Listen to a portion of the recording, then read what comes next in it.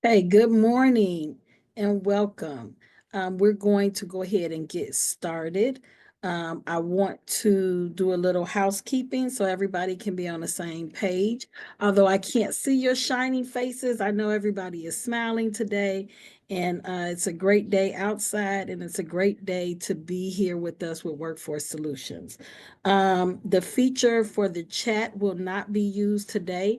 If you take your mouse and scroll across the bottom, you should see a Q&A section with a question mark. That is where we're going to be answering any questions. So throughout the presentation, if you have a question, just type it in there and one of our team members will respond to that question so that you can get an answer right away. So there's no raised hands today and no chat, but please feel free to put your questions in the Q&A and get quick responses. So we're going to start and kick everything off. We are going to hear this morning from Lahia Everez, who's with the Department of Planning and Development. So Lahia, please take it away. Thank you so much, Audrey, and good morning, everyone. Thank you all for joining us today. My name again is Ligia Ibarez, and I manage the Workforce Solutions program with the city's Department of Planning and Development Small Business Advocacy Division. And joining me today is my colleague, David Diaz, who also works closely with me on this program. Thank you all for being here today and for the outstanding work you do as small business owners. Your dedication and drive are what make Chicago truly exceptional. We deeply appreciate the time and energy and investment you put not only into your businesses, but also into strengthening the communities around you. We are especially excited to connect with employers and business owners who are committed to growing their teams and investing in talent. We understand that running a business comes with unique challenges, from staying competitive in a fast-moving market to attracting and retaining skilled workers. For small businesses, every dollar and every decision matters. That's why programs like this grant are so important. They're designed to help you stretch your training budget further by reimbursing up to 100% of eligible training costs for current employees and new hires, with a maximum grant award of up to $250,000.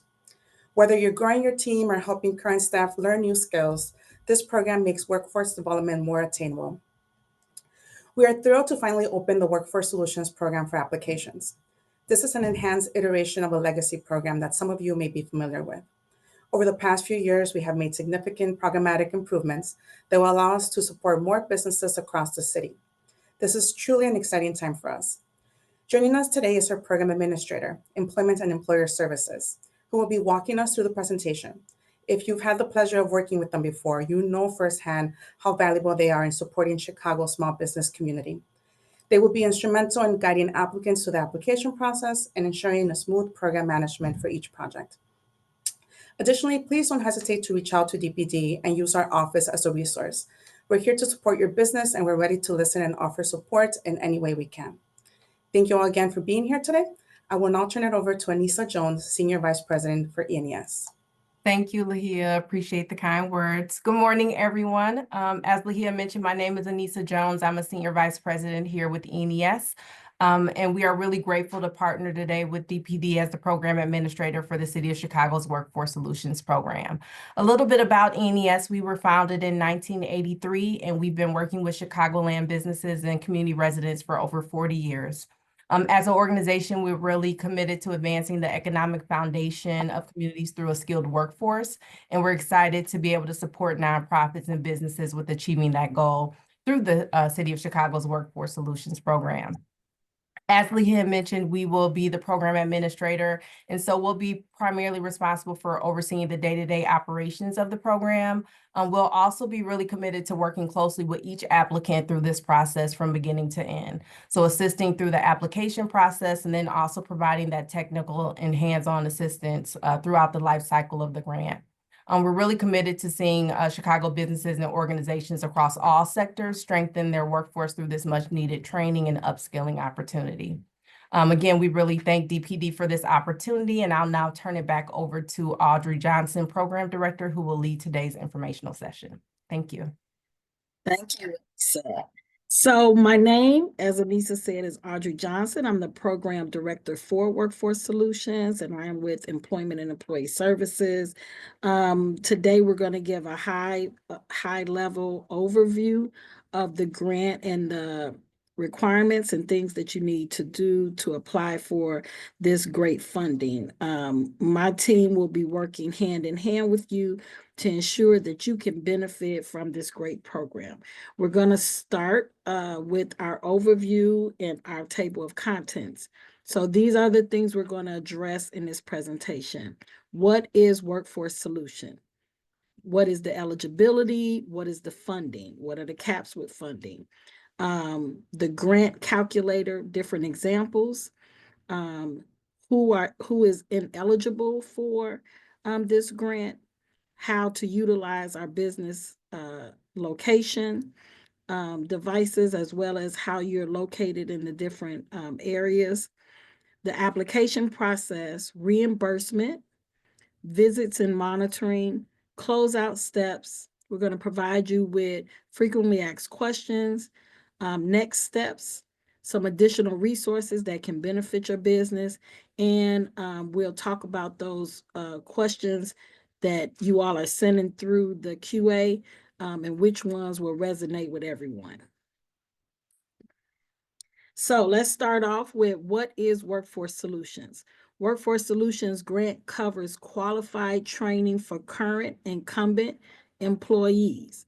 This is to upscale their training, develop their training, make them more valuable to your business. Also, new hire on-the-job training, leadership development, professional development, technology skills, and so much more. You understand what you need for training for your staff to make them stronger participants in your company. Workforce Solution is a reimbursement grant and is funded through the city of Chicago. TIF, which you all might have known the program previously under, tax increment financing. But there's also funds from the proceeds of the 2025 Housing and Economic Development Bond. So whether you're in a TIF or you're outside of a TIF, we do not want you to be discouraged in writing for this grant because the city has secured additional funds. Grants may be funded up to 100% of eligible expenses for businesses seeking to train current employees or new hires. There are some eligibility requirements. You must be located in, expanding into, or relocating to the city of Chicago. So this is city of Chicago addresses. Workforce training for permanent full-time or permanent part-time staff. So we want to make sure that these jobs are retained even after the grant money has been utilized. So you want to be looking at hiring staff to come on board. Commitment to remain in the community area for at least 3 years. If you're looking to move anytime soon, you might want to wait until that move is made before you look at the grant. Financially prepared to support training costs, which means you are in a reimbursement environment. You are paying for those costs up front and then submitting the proof and documentation, and then you are reimbursed for those costs. $250,000 is the grant limit with 3 years waiting period after that limit is reached. Hold 1 second there for a minute on the slide. I just want to be clear that even though you might in the first year write for maybe 100,000 and then maybe think you're going to come back the second year and write for 150,000, that's possible, but there are no guarantees. So this is where you're going to look at those limits, and we'll work with you as the process goes forward. Okay, next slide. What will Workforce Solutions fund? What types of training? The Workforce Solution Program can fund trainings for current employees, for new hire employees, but the new hire employees must be Chicago residents. Your current employees do not have any restrictions about where they live, right? Because that's your current staff. But new hire on the job training must be Chicago residents only. You can do leadership development. You can pay for instructors' wages, trainers' fees. You can pay for training supplies and materials associated with that training. You can pay for rental of equipment if you're training on a specific piece of equipment and you have to rent that equipment as a part of training staff up, and then customized training curriculum. But keep in mind, if you create and have somebody put together a customized training for your organization or your business, then that does belong to the city of Chicago and they have to be provided with a copy of it. Next slide. So just a funding overview, right? The Workforce Solution Program is reimbursement grant that you can fund up to 100% of eligible program costs. Now, there's certain categories that fall up under that for you to be 100%, where there's no match for you. This is businesses and non-for-profit organizations that are under, well, all non-for-profit organizations are eligible for 100%. Businesses that are up to 1.5 million in annual sales are also eligible for 100%. And those under industrial who have a maximum of 40 full-time employees are 100%. So if you look there in the bullet, the first one is commercial up to 1 million, and then industrial, a maximum of 40 full-time employees. At that point, you are 100% eligible for your costs. Also, we can cover up to $500,000 in total project costs under certain circumstances for extraordinary community impact.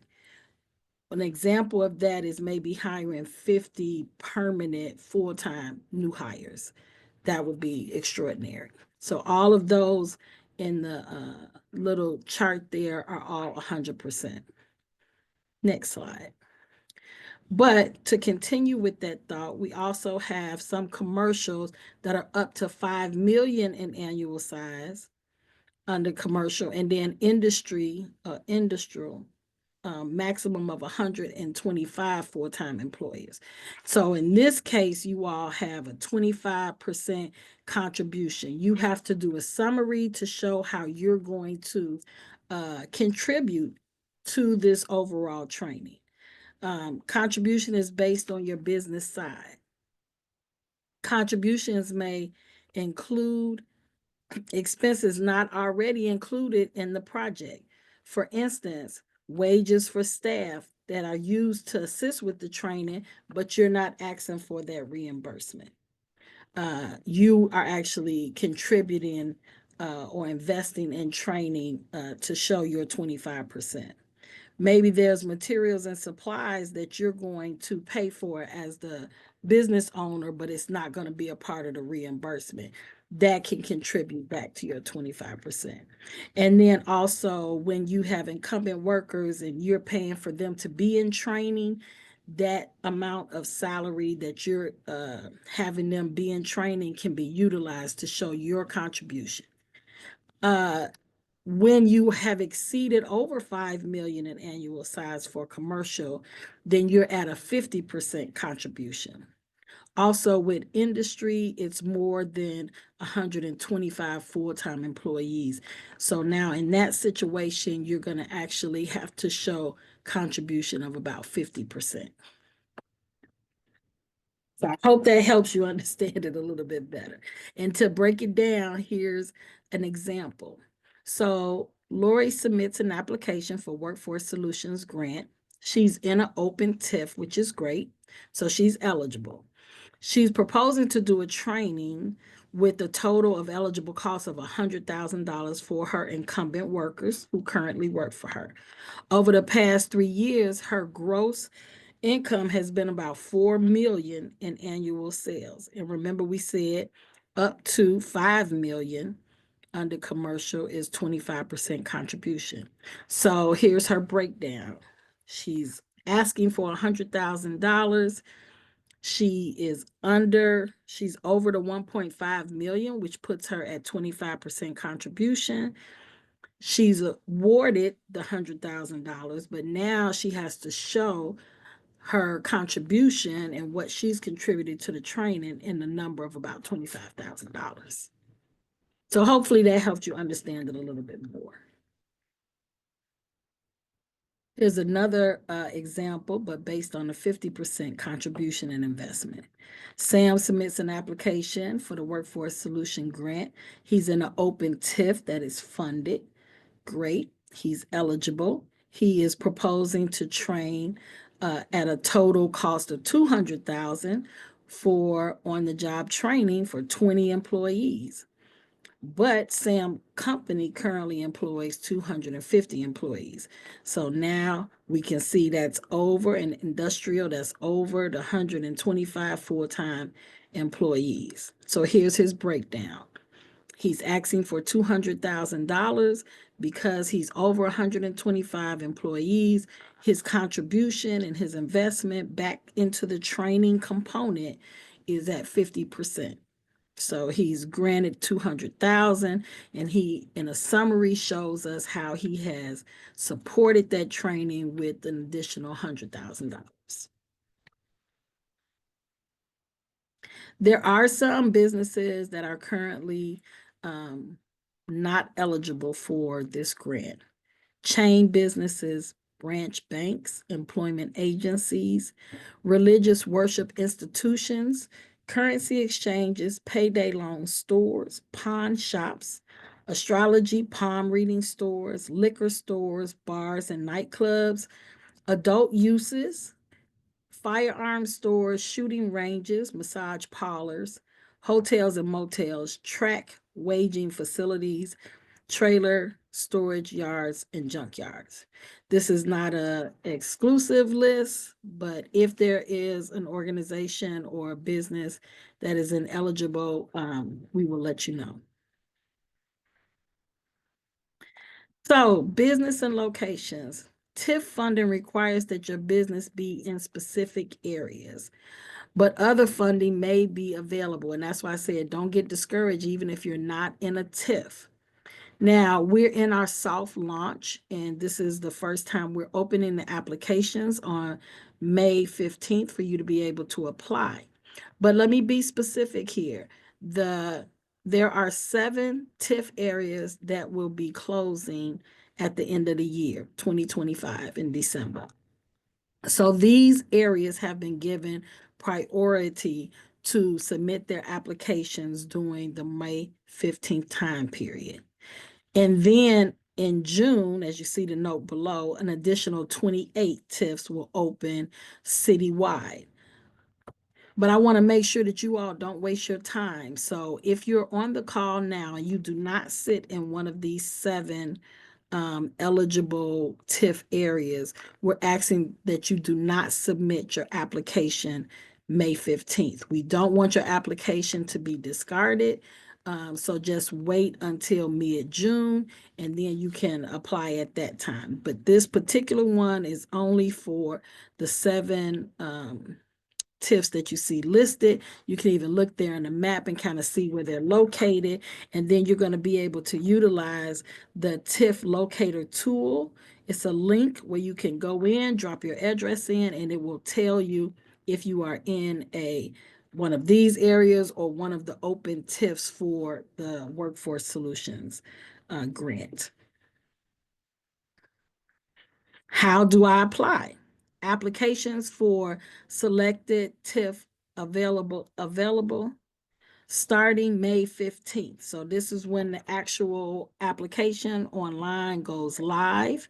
You must utilize Submittable, which is an application, a live online application. You do have to go in and create a profile.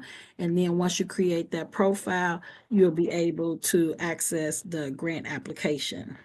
The initial application review process to determine whether or not you're eligible to go forward is about 1 to 2 weeks to complete.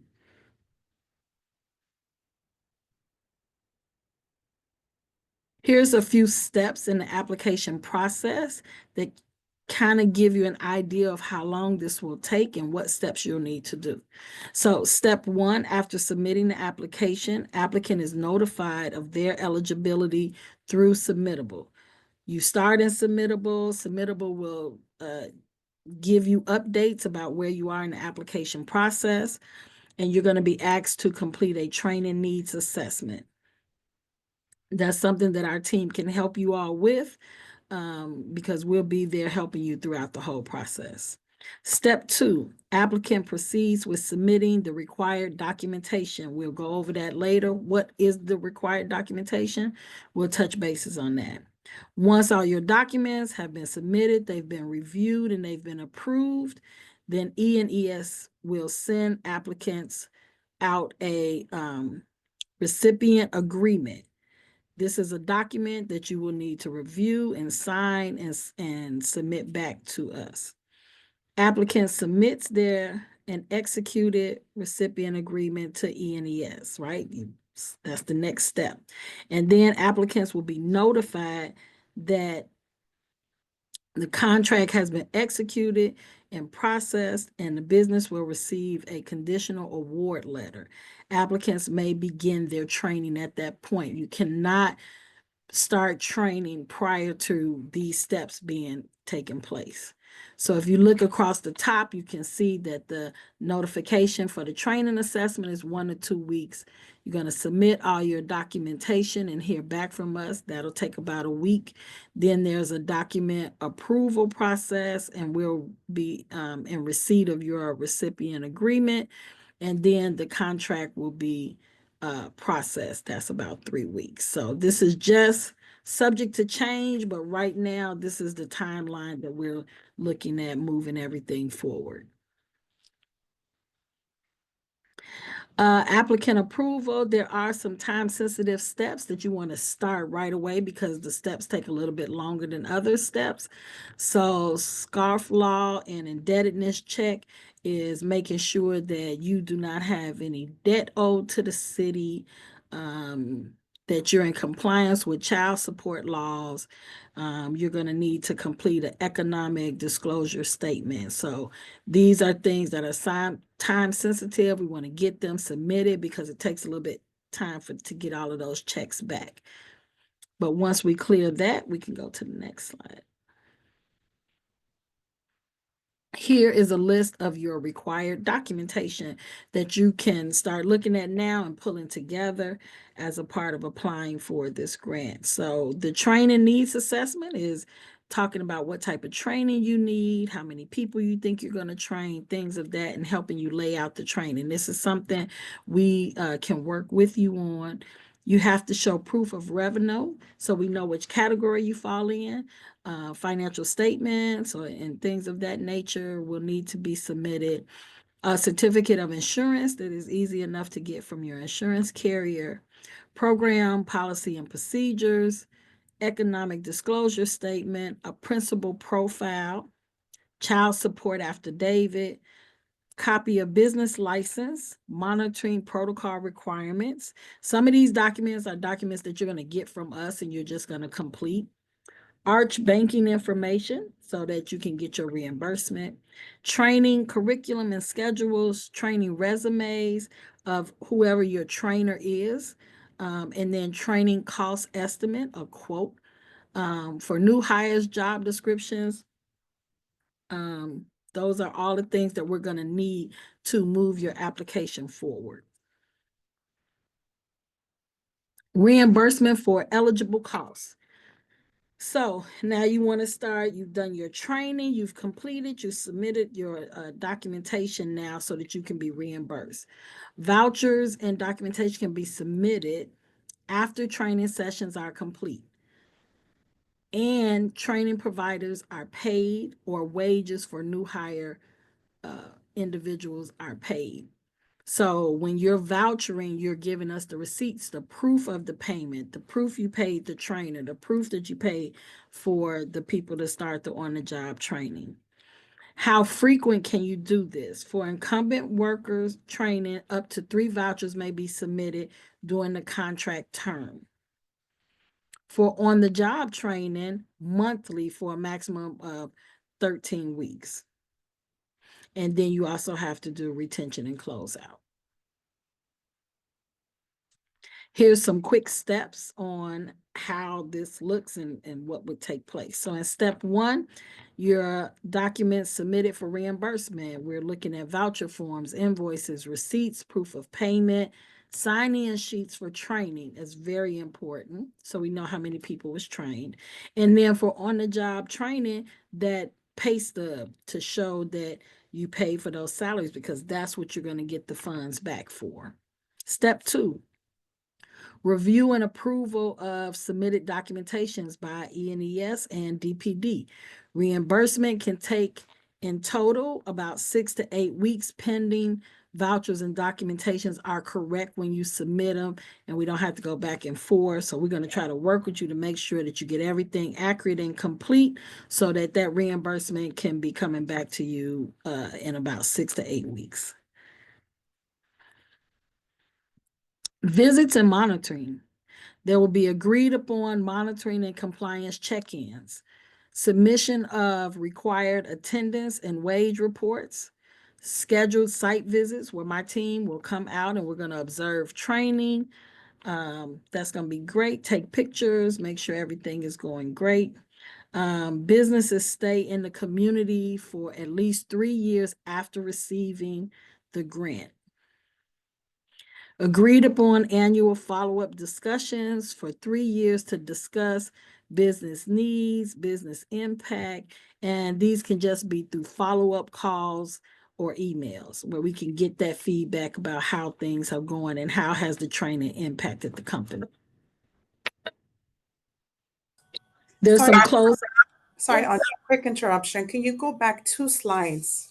We had someone that wanted you to review that slide again. I believe it was, not sure if it was this slide, Minsha, 13, you said 13 weeks?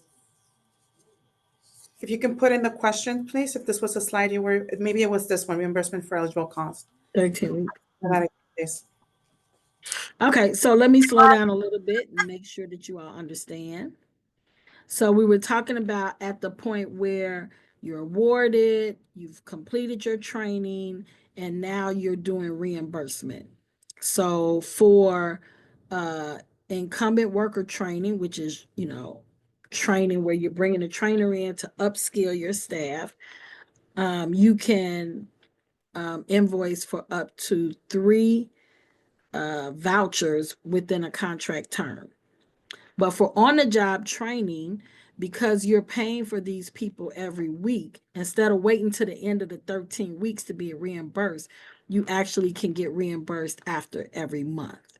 So you've had a month of salary that you've paid for. You can pull those documents together, those pay stubs together, and submit them to us. We can review them and then submit it in for reimbursement. And you can do that each month of the 13 weeks.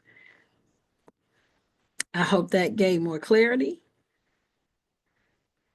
And we were here, closeout steps. So now you are at the end of your contract period. You've completed all training. You've submitted all your documentation for reimbursement, or maybe you're doing your last reimbursement, but we're going to do a closeout report and final voucher with you. This must be submitted when all your training has been completed. Training business goals will be noted at the start of the contract period. So once you've met all those goals and everything is done, we're at that point where we want to do closeout.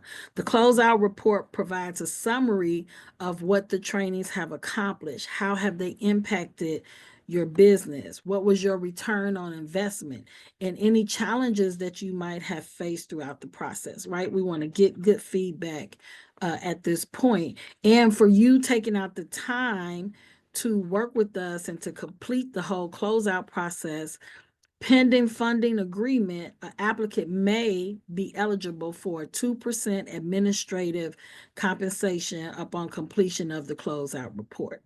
So that's a nice little return on your investment. So you complete all of the process, close out information, and there's a 2% administrative percentage you can gain. Here are the frequently asked questions. We're going to make this available to you. It will be on our website page as well, but you can read through these questions at your leisure.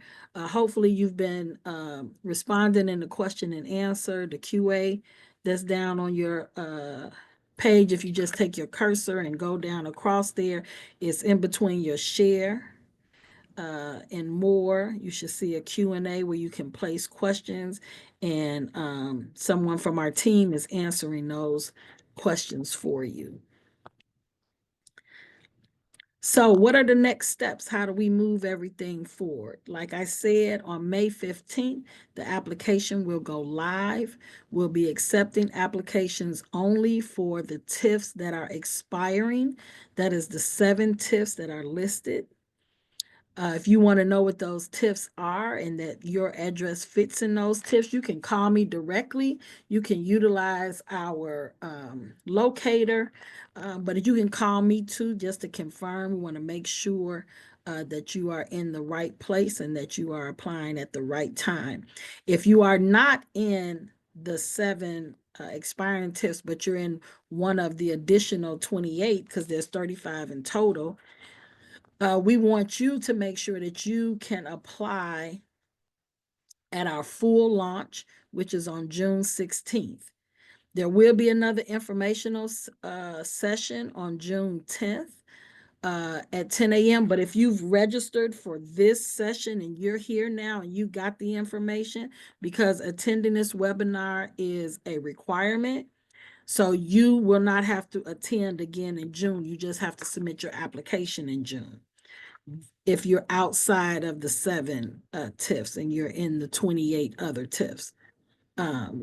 Applications submitted prior to the launch for businesses outside of this for the 7 TIFs will not be considered and be removed, which means you would have to start all over again if you want to apply in June. So let's make sure we don't do that and everybody is in their proper place. Just real quick while we're on the, I'm sorry, can you go back one Go slide, ahead. please? So just so that everyone's aware of the TIFs are eligible as of May 15th, that's 105th and Vincennes, 53rd Street, the 79th and Southwest Highway TIF, the Humboldt Park TIF, the Michigan Cermak TIF, the River West TIF, and the Wilson Yard TIF. And we're only doing that audibly because someone said that they had issues, seeing that when Oh, it they was, couldn't see the yeah, slides. yeah, Oh, great. Thank you so much. no problem. Thank you guys for informing us and letting us know so we can make sure you get all the information. Now, I want us to just hold on this slide for a second. I want you all to write down this information if you can. You will be getting a copy of the slide presentation, but I just want to make sure if you want to reach out to some of these other additional resources. I believe all of these still fall up under the Department of Planning and Development. So they have great programs, other programs that businesses can benefit from. So you want to take advantage of these. And I'm assuming, Lahia, you can respond to this. If they are looking at some of these other resources, that doesn't prevent them at all from still applying for the Workforce Solutions Grant. That is correct. So these are additional resources that are located within the Department of Planning and Development, as well as the Business Affairs and Consumer Protection, BACP. All of you probably know BACP, that's where you get your business license. So these are just additional tools. We'd like to provide potential applicants with other resources. For example, if you needed to make any permitted improvements to your business, you can look into the Small Business Improvement Fund, Neighborhood Opportunity Fund, or Community Development Grants. And it wouldn't affect your eligibility for Workforce Solutions. Great, wonderful. So if these are great for you all, take advantage of all the resources. Next slide. So here we are. I hope that a lot of the information was beneficial to you. Here's our contact information. We're going to pause a little bit on this slide as well, so you can take down phone numbers. This is all my contact information. Also, at the bottom of my contact information is our website page for Workforce Solutions. You can go there. You'll be able to find the presentation. You'll be able to find the frequently asked questions and other things. But here's my contact information. Myself and my team will be working hand in hand with you to help you get through the process. Don't feel bad at all about calling or emailing me, and we'll respond to you as soon as possible. Also, we have Miss Everez information here as well with the Department of Planning and Development. And you can see there's also a City of Chicago Workforce Solutions page too that is connected, and you can get valuable information from both. So what we're going to do now, again, I know that both David and Lahia have been answering questions and making sure you all get the answers to your questions, but we want to give Ms. Everez an opportunity to discuss some of those questions that you all have been putting in the Q&A and making sure that everybody gets that information before we finish our information here today. So I'm going to pass it back over to Ms. Everez. Thank you, Audrey. Sure. We will be going, thank you all again for putting your questions in the Q&A. Please continue to do so if there's any pending questions, and we'll answer them live now at this point. In regards to the contact information, the person that presented was Audrey Johnson. She's a program director for Employment and Employer Services. Her phone number is 312-380-9933. She can be reached via email at workforcesolutions with an S at EES for FORJOBS.com. My name is Ligia Ibarres. I'm with the City of Chicago Department of Planning and Development. My email is LIJIA.EVARIZ at cityofchicago.org. And we do apologize for anyone that is visually impaired and was not able to see the presentation. We'll make sure to be more accessible in the future. Please feel free to contact us directly. If you call Audrey or email us, and we'll make sure if there's any other lingering questions that you had to have that conversation with you one-on-one as well. Just to kind of go, I'm going to go through any questions that have not been answered yet. So Robert Kelly, will funding info be available by TIF district? Not sure what you mean. Like, if we will have for the full launch, the names of the additional 28 TIFs that we'll be launching. But in addition to that, we'll also have bond funding available that will make this program available citywide. There will be some instances where if your business is located within a TIF district that does not currently have funding, that business will be placed on the wait list for a future funding round.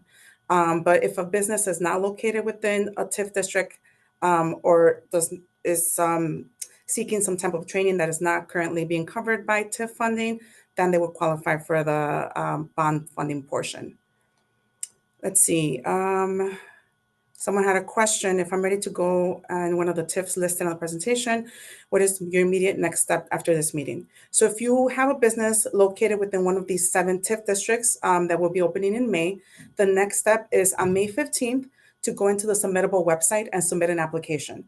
The application will be going live on May 15th, so you cannot access it prior to then. And again, this is only for businesses located within these 7 identified TIF districts for that first round. You will submit an application and then you will be contacted within 1 to 2 weeks afterwards, letting you know what the next steps are, as Audrey reviewed earlier, letting you know if you're eligible to move on, and if so, what documents you need to submit at that point. Another question that we have is in regards to CPR training. The training is free, but the owner has to pay staff who come for the training. Unfortunately, in this instance, we will not be able. So let me read the whole question. I work at a daycare. The center has CPR training. The training is free, but the owner has to pay staff who come to training. So unfortunately, this grant covers the training itself. The only instance when we're able to cover wages is for on-the-job training for new hires only. So in this instance, it appears that the staff is incumbent workers, or meaning employees that have already been working with that organization, and the training itself is free. So there's not much we can cover for this particular instance. Are there any other questions? Let me see if anything else have gone unanswered, and then we'll move in to some of the other questions that were posed today. A question that came up a couple times was in regards to the 2% compensation. So that 2% compensation would be up to 2%, and it would be awarded after you complete the closeout report. That 2% is 2% of the actual training cost that you were awarded for that grant. So it's not 2% of your budget or anything like that. Is the actual award amount. And it's up to that amount depending on the funding that's available in that TIF district. So we're not guaranteeing that every project will have an additional 2%. This is really more so of an additional benefit we're trying to give our applicants for the time that they're taking to complete the required paperwork. I know we had a question about contributions in regards to, it's a contribution like a match. I know the verbiage can be a little confusing, especially because it's not an actual monetary contribution that you have to make, meaning that you don't have to pay for this training. So when we're using the word contribution, what we mean is that you're making an investment that is equal to either 25% or 50%, depending on your business size. 25 or 50% of the overall training award or training grant. So this is just showing us that you're also invested into the professional development of your employees, and that you are contributing to their development in other ways that are not already covered by this grant. So we're not asking you to actually pay for the grant that you're applying for, but we're asking you to show us that you're already contributing to your employees that are taking this training. And I think there are other questions, but I think they've been answered throughout the deck. If there is anything else that has not been answered, let me go back to the open questions one more last time. Can the owner ask for grant to pay staff? The only instance when the owner can ask or apply for the grant to pay staff, it would be for on-the-job training. And again, that would be for new hires. So if your organization is expanding and growing and hiring new staff, they would apply to this grant. And then if they were eligible and they were granted the grant, they would then hire after they were told that they were eligible or they were awarded the grant. And that's the only instance where we were actually pay for on-the-job training, which would be while the staff is being onboarded and training for the first 13 weeks. Any other pending questions? Can the grant be used for equipment for training? So we cannot buy permanent equipment. If you need to rent equipment, the grant can be used for rentals, but nothing that is permanent. Unfortunately, this grant is not for permanent additions to your business. So it's really more so for if your organization already added new equipment and you need to train your employees, that's really when you will benefit from this grant. But if you're seeking for new equipment, unfortunately, this grant does not cover that. Any additional questions? So OJT is only for new employees. Yes, OJT on the job training is only for new employees, and the new employees must be hired after the grant has been awarded. So the follow-up was the staff has been working here for 6 months and 3 months. Again, unfortunately, they were not qualified as new hires because they were already hired. So that we would not be able to qualify for the on-the-job training portion. Any funds for incumbent workers? Yes, for incumbent workers, we fund we fund trainings. So really whatever trainings you need, your business needs for your incumbent workers, be it certifications, be it any kind of upskilling, that's where the grant funds incumbent workers. Any other questions? I'll give it a couple more minutes to see if anything else is entered. Can nonprofits utilize OJT? Yes, nonprofits can utilize on-the-job training for new hires. Again, as long as the new hire was hired after they were awarded the grant. Can you use it for software training? Yes. If your organization or your company has acquired new software that you need to train your staff in, you can definitely apply for this as well. How long is the training required? It's really as long as you can complete the training within 9 months, a 9-month period maximum. The training can be short or long term. It really depends on the type of training that you need.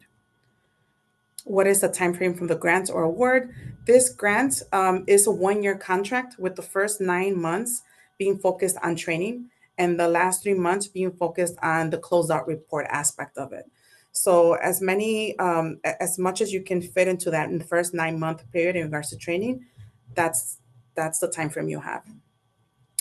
Proposals should be for 3 months of planned training and new hired estimate. Let me reread the question.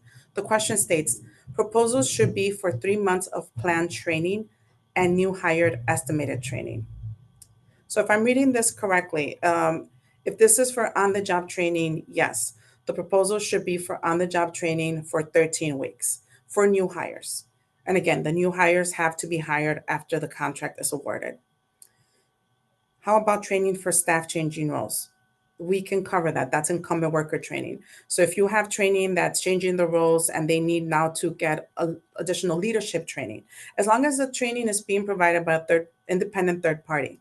So it's not internal peer-to-peer training, but you're bringing someone externally to come into the company and provide that training. We can cover that training for any employee that is changing roles. Lakia, can you confirm that they can actually apply for both if they need both as well? Correct. Thank you so much, Audrey. Yes, you can apply for OJT for on-the-job training and incumbent worker training within the same application as well, if you are requiring both trainings. Obviously, it would be for different set of employees. So it would be on-the-job training for the new hires, and then you might still have, a couple of permanent employees that also need some sort of upskilling. They would be the incumbent worker training. Let me scroll down. Sorry, every time I read, I think every time a question comes in, my toolbar gets moved to the top, so I have to scroll down every time. I believe if nonprofits employees are enrolled in degree programs directly relating to their work, can funding be utilized to pay for portions of their coursework? No. Workforce Solutions cannot cover any degree seeking training. So this is only non-degrees. So unfortunately, no. Again, it scrolled up. Let me see. The TIFs does have training on December 1st. So we do have the 7 TIFs that were identified expire at the end of this year. So for those particular TIFs, unfortunately, they don't have the full year of the contract. So for those 7 TIFs, training does have to be completed by September 1st.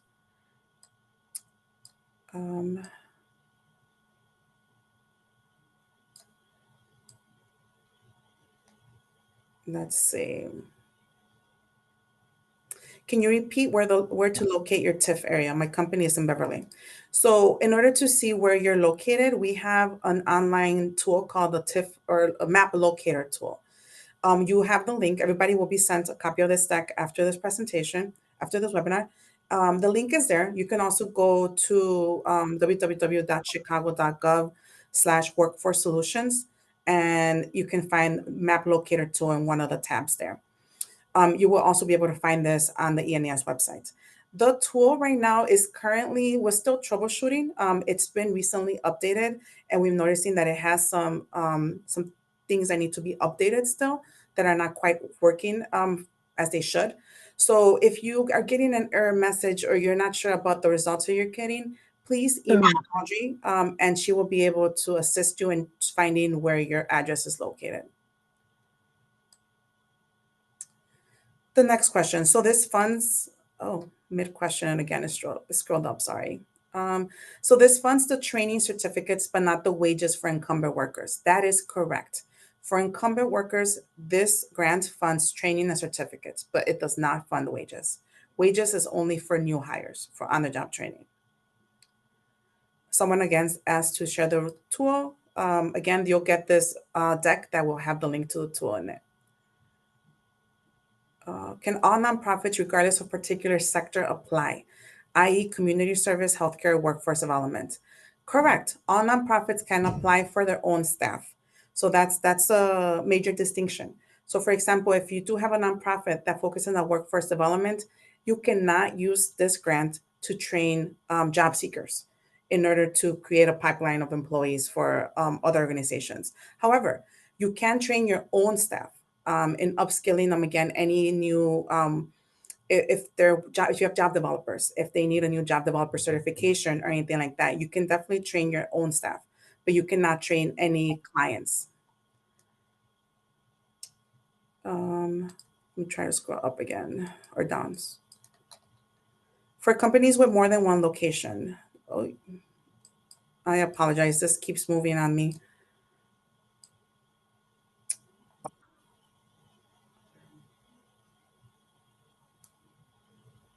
Okay, for companies with more than one location, do I apply for the main location or each location separately?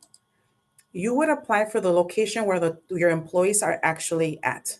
So if you have more than one location and you only need training in one location, you would apply for for that address where your actual employees will be taking the training.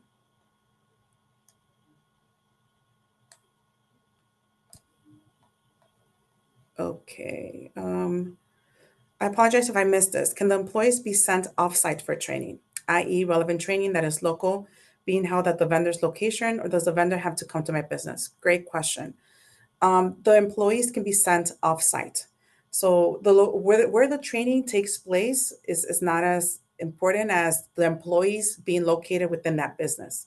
So we do encourage you to work with training providers that will come to your location and customize the trainings to your need. That is the ideal situation, and it's also saving time. However, we do recognize that there are some trainings where you have to go offsite. So if that's the case, we definitely cover that as well. We cover trainings that are held at offsite locations. And if someone can assist me, just making sure the questions have been answered because I'm having a hard time with the scrolling back and forth. Yeah, I'm looking at, so I don't understand the one with the 60640 is not really a question. So the next question is, Lahia, if you're a nonprofit and not in one of the 7 TIFs, can you apply on May 15th? Thank you. No, you cannot. So if you're not located within the one of the 7 original or 7 TIFs distinguished in this deck, you cannot apply until the application, the program-wide application opens in mid-June. So we are opening for applications again in June for the rest of the areas. But for the May launch, it's only for the 7 TIF areas. So if you accidentally do apply, unfortunately, your application will not be reviewed and will be considered for this round, and you will have to reapply again in June. Hiring is only, you want to read them, Anissa? Go ahead. Yeah, I'll go ahead and read them. So hiring is only for the applicant organization, not for the other organization. Not quite sure. I think maybe that's referring to the workforce nonprofit example that was stated earlier. If that's the case, that is correct. So hiring is only new hires, on the job training for new hires is only for the business applying for this grant. So if your business requires, you're expanding, you're growing, and you need additional staff and you're going to be hiring, you can apply for on the job training. However, you cannot apply to train other people to be hired elsewhere. We're only we only have on-the-job training eligible for permanent hires that will be staying at your location. Can nonprofits apply all at the same time for different types of trainings for different types of staff? Yes, you will submit, each entity, each business, nonprofit will submit one application. And in that application, they could state what type of trainings they need for how many staff. So if your nonprofit does need multiple trainings, and each training will be for different employees, you will be able to note that in the application itself. I live in Chicago and also work in Chicago. I have to go outside to other cities to take training. Does it cover training? I work here for 3 months. So it will cover the training that you have to take. Again, if your employer has to apply. So you cannot, as an employee, apply for this. So this is an employer application. So if the employer is applying because you need or different staff needs training that it's outside of the city, we can cover that, but we won't be covering the transportation for you to get there. We won't be covering air travel or lodging expenses. We'll be covering the actual training part. If you are in one of the 7 TIF areas, did you say that all training has to happen by the end of September? Correct. All training does have to happen by, I would actually, ideally, if possible, earlier September, but we could push it to the end of September. Reason being, you still have to not only complete the training, but complete the vouchering for reimbursement. We want to make sure there's enough time between the time that you submit all your reimbursement documentation to the time that you're getting reimbursed before that TIF expires. Because once that TIF expires, meaning it's going to be closed, it will be harder to make reimbursements on that. So ideally, if you're able to complete a training as earlier in September as possible, that would be better. Will funding cover virtual or online training? Can you repeat that one more time, please? Will funding cover virtual or online training? Yes. So if you're an employer and the training that you're seeking for your employees is only online or virtual, that is fine. However, we do have to screen the actual trainers. We have to make sure that it's a qualified entity, reputable entity providing the training. So anything that's, especially when it's purely online, I mean, it still might be a case by case, but yes, we can cover online or virtual trainings. Can professional certification training be covered, such as mental health certificates, substance abuse certification trainings? If these are certifications, again, that your employer is requesting, yes, we can. And some of these will be a case by case, but I will still encourage you to talk to your employer, have them apply, and then we can talk to them one-on-one to see the extent of what we can cover. My location is at 60640. I think that's the zip code. We will have online training. It costs $10 per person. Does the grant cover to pay staff to come to that training? Can you please reach out directly to Audrey? The email will be provided at the end of when you get the deck, and you can actually send her the address. She will make sure that your address is located within a TIF district, and she'll work with you to see if this is eligible type of training. But she'll be happy to respond to your question. Just email her directly at workforcesolutions@enesforjobs.com. Again, we do need the actual address, not just the zip code. Is there a minimum class size for training? There is no minimums. Obviously, we want to maximize training. So the more employees that can join, the better, but there is no minimum class size. All right, that looks like that was the last question. These are all great questions. One more. Go ahead. Sorry. If we wanted to share this with employers, our nonprofit works with, would an anti-harassment training be eligible pending application review, or is it focused on industrial certifications? No, we can definitely, there's different types of trainings. There are some types of trainings that are not eligible. I do believe anti-harassment training would be eligible for training for this application. So please pass it on to your employer. Again, some of these are case by case, just because there are certain things, for example, human resource training, we cannot cover with this grant. There are certain trainings that your employer has to, is required to provide that we cannot cover, but there's other things. I believe this is one of them that we can cover. So just go ahead and send the application if you're located with one of the 7 TIF districts, and we'll work closely with your employer to see what we can assist with. Are the owners eligible for training as well, or only the employees? The owners are eligible for training as well, and we do encourage that. Okay. So we are beyond our time now. Thank you all so much. Again, great questions. If there are any more questions, please send it to us directly, and we'll do our best to answer everything as they come in. Again, thank you so much for attending. We hope that you found the session insightful and useful, and hopefully we'll be seeing a lot of these applications trickle in May 15th. And for the rest of you that are not located within an eligible TIF district at this time, please keep a lookout. The application is opening again in mid-June for the rest of the areas, so you can apply then. So once again, thank you so much, and we look forward to reviewing a lot of your applications. Thanks for joining, everyone. Thank you, guys. We look forward to working with you. Thank you, Please everyone. reach out if you have any questions.